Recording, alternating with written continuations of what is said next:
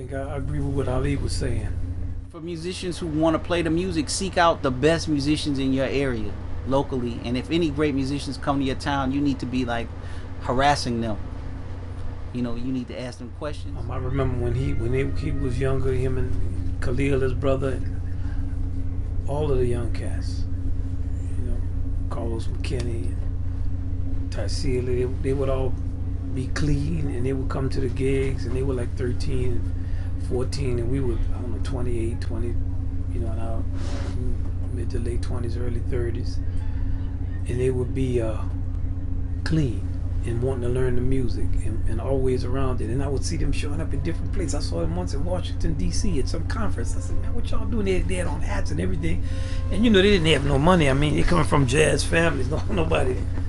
When you say you from a jazz family, that automatically meant you didn't have no money. So, you know, just that kind of seriousness that they had, you know, what I've seen down through the years with a younger person, you know, it's not, you can't, I've learned over the years, you can't make somebody who's not really serious about something be serious. I used to think you can, you know, it's up to them. And the ones who are serious kind of basically are always serious. First time I met Ali was at a class. When I went into the class, he said, man, you got to take your watch off.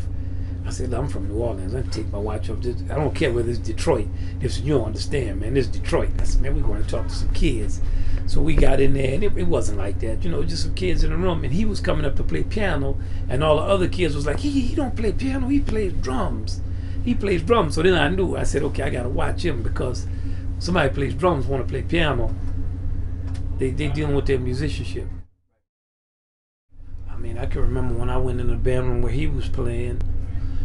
This was back when I was going to, like, man, 200 schools a year, easy. You know, I mean, I would always be like so I would hear a lot of kids playing. But man, when I first heard him play, like, he was playing lead, he was playing solos, he had that feeling, he had the good rhythm and time like he has, he had that kind of attitude, kind of just natural soulfulness. He had like the hand, like musicians have a certain type of vibe that they have.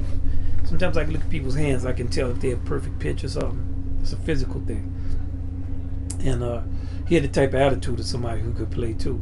Like I could tell he had like kind of rough, dysfunctional upbringing. And I don't mean that, I mean, we all had it, you know, all of us, believe me. Ali had it, I had it, Walter. I mean, it's just the truth of it. We put on a certain face in the public, oh, your family and all that. But you know, it was hard, man. People lived hard, and it was extreme. They live extreme. They still do live extreme lives. So I could tell he had like that thing that would make him not give up, like have the type of will and the toughness. So I just immediately loved him. Just his playing, man. He could just play. I mean, he was just playing everything with the feeling, just like how he plays. You know, I mean, just how you heard him when he was first. He really was. Oof. Well, I'm older. You know, older cat is not gonna play like a younger guy. Just not. You're not. It's like when you talk. It's like your voice, like your weight, everything. You're not the same. You've been through different things. But with us, it's more a continuum. Like there's a love amongst for all the cats. Trombone Shorty. It could be Christian McBride, Walter. All the guys that I knew that's younger than me. I try to impart with them the feeling, whatever choices they make with the kind of music they play. It's that our familiar thing, to go back to what Ali was saying, it's a community thing. And underneath whatever dysfunction we had, it was always like a deep love, like a reservoir of it, and you could feel it. So for Trombone Shorty, you know, I knew him since he was a baby. I mean, basically his brother's a trumpet player too, 12. He's here. He's I forget who 12 is playing with, but from New Orleans, it was Donald Harrison, Christian Scott, everybody. We come from the same environment.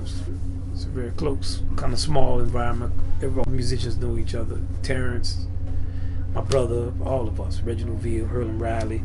Herlin Riley was like a teacher for Ali, you know, and Herlin Riley is like my older brother. We played in the Fairview Baptist Church band together when Herlin was playing trumpet. Now he's a great drummer. Plays with Ahmad Jamal. He was like 4 or 5 years older than me. And that's a way of life more with us. It don't come through a lot of times because if somebody want to write about a suit you had on or what you think about music, or yeah, I got opinions and views of music, but it's something deeper than your opinions and views of music. It's the way you live and how you treat your fellow musician and also always in places family systems and age. Sure. Like a 50-year-old is not looking at a 15-year-old a certain way. Or a 75-year-old Gerald Wilson is here tonight. He's 90 something. You know, it's a certain thing.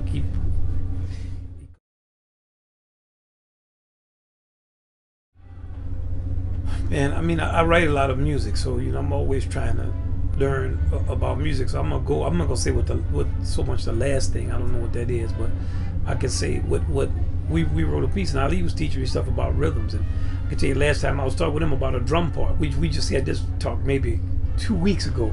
I said, should I write this drum part in the fast time or in the slow time? He said, man, when you write these parts in the fast time and they're all complicated, it's not gonna sound good. Make the part as simple and definitive as you can make it, and rely on repetition.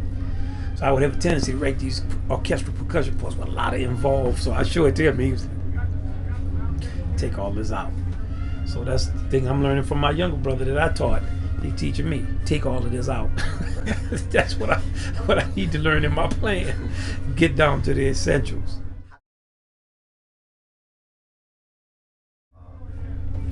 And you know, I don't know what popular means. I don't know that it will ever be as popular as something that's pornographic or something that has different things have different. It's like food with sugar in it.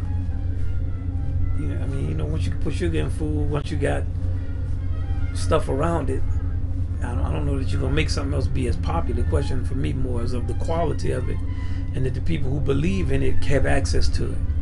Because it doesn't take 200 million people to sustain the art form. It just does take an interested and involved community.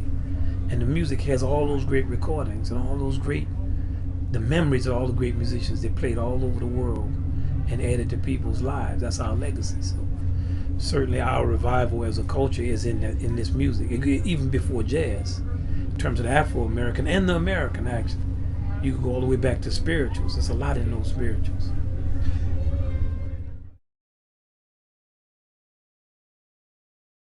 You know, everybody has an opinion, and it's not that people can get excited about talking about that. It's a sign that there's some life. There's nothing wrong with getting excited. The barbershop level conversation, we all like that. We like to be in a house, we like to look at a football team and argue about who's the best, and that's part of being human. You know, we like to argue about politics. Why should we stop doing it? Why should we just all get along and just act like, I like when people are espousing their opinions. A lot of times you're cool just because somebody's not saying nothing. Well, you can't be cool if you're always the one who's quiet. So, you know, if you got to get along with somebody by you just always going along with their program, it's not cool. So when a guy like Nicholas says what he has to say, or anybody, and they can get other people interested in what they're saying, whether you agree or disagree, it's good to have dialogue. Now, the intelligence of it, that's another question. How does it stand up under scrutiny? But it deserves to be said.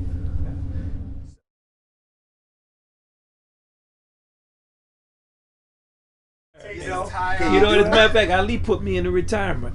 What? I'm telling you, man, I would look. I didn't think in my whole career I'd never playing ball. I'm serious. I was always a scrub, but I would play with other scrubs. I have never been beat by nothing, like 15-0. I never had a donut put on me.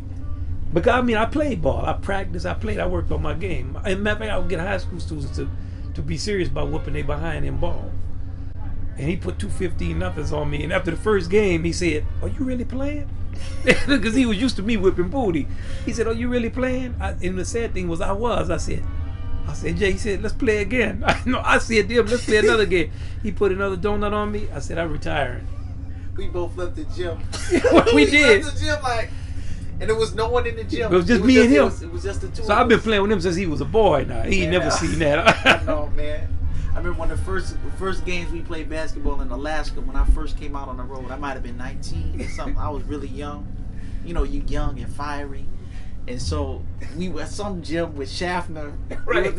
This tour manager, we used to call him Air Jesus because he had like really long hair and he had the glasses. He looked like, you know, but anyway, it was just, anyway, we were playing and we got real heated in the game. And I hit him in the lips and I was like fouled him accidentally. And I was like, oh man, I was like, man, are we gonna do the gig? Man, but anyway, we survived. He did the gig, but it was, we had some battles. Wait, what about the two college boys? One of them played for Iowa. I played ball. I used to play. We would whoop some behind. But he played too. He grew up going to Isaiah Thomas camps and stuff. So, I mean, you know, we were scrubs, but we wasn't low-level scrubs. We were like good, medium, high-level scrubs. We could get some victories off some boys that had played high school ball. If you didn't play on your high school team, you wasn't going to get a victory. Now, college, okay. Now you talking about, You got a good one, though, that boy. Those college boys. We whooped some boys behind us who played, but we still were scrubs.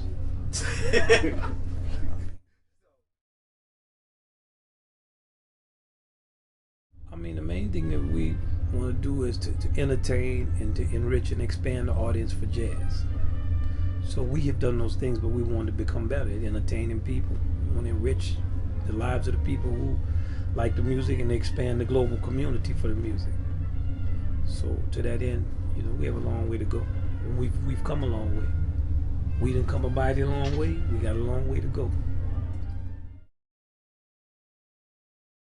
It's not even humble. We talk about it all the time. I mean, somebody might get publicity and be known for something. You can't control that. But to be serious and to learn and to continue to work and shed and be motivated by getting deeper into your craft. There's been a lot of great musicians, you know. And I feel you can just start naming them and never stop. Duke Ellington, Art Tatum, Miles Davis, Clifford Brown. Some people 23, 24 could really play stuff you wish you could play. So it's never ending. Yvonne Freeman just died. I mean, so this music is deep, and our culture is deep. American culture, man, we got a lot. We don't know it, but it's deep. Man, just jam sessions. You were playing his son Chico. I knew I played on record with Chico when I was 20. Just Vaughn represented so much to the community, to the jazz community, and just of excellence and of knowledge and soul.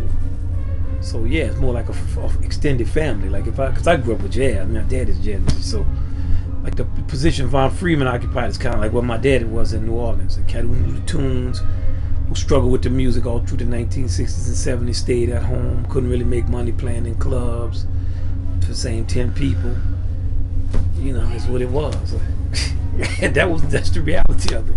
It could be presented another way, you know, because you play classical music, you was this or that, but you wasn't. You was just sweat. That's a fact. That's, you know, ask LD, he'll tell you. That's hilarious. Yeah, but wait. True.